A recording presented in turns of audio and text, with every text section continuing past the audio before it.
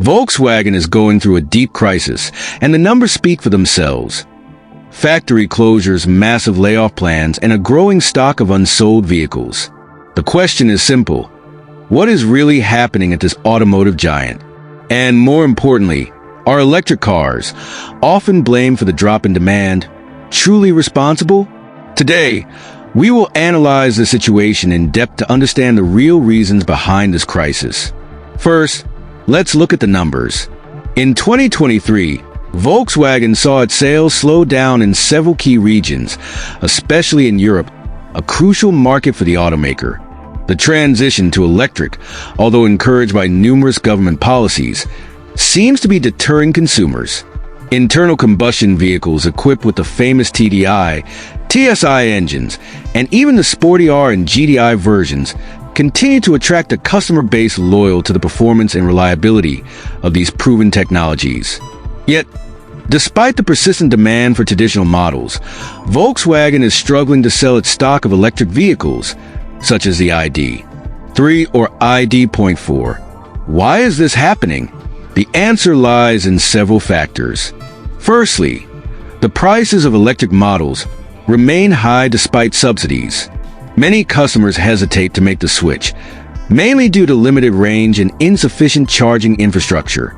Volkswagen, having invested billions in this transition, now finds itself needing to adjust its commercial strategies to avoid losing its leadership to brands like Tesla, which dominates the electric market, or to Chinese manufacturers offering more affordable vehicles. But is this the only reason? Not entirely. Volkswagen also faces fierce competition in the internal combustion engine market. The TDI and TSI engines, long considered benchmarks, must now compete with hybrid or more efficient powertrains offered by other automakers. Furthermore, recent scandals, such as the Dieselgate, continue to weigh on the brand's image. What about internal decisions? The closure of several factories in Europe demonstrates a willingness to cut costs, but these closures have a significant social impact. Unions are mobilizing, and employee confidence in the management is being seriously tested. These restructuring plans only add to the uncertainty about the automaker's future. Despite all this, Volkswagen is not giving up. The group is relying on flagship models like the Golf GTI and R, still highly popular among enthusiasts, to maintain its brand image.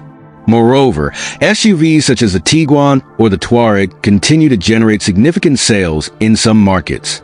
But will that be enough to turn the tide? In conclusion, Volkswagen's situation is a real puzzle.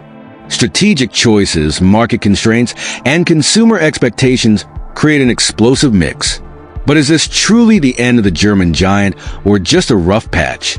Let us know in the comments what you think of this situation.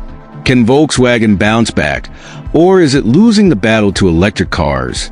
If you like this analysis, subscribe to the GB Automobile 237 channel and leave a thumbs up to support our work.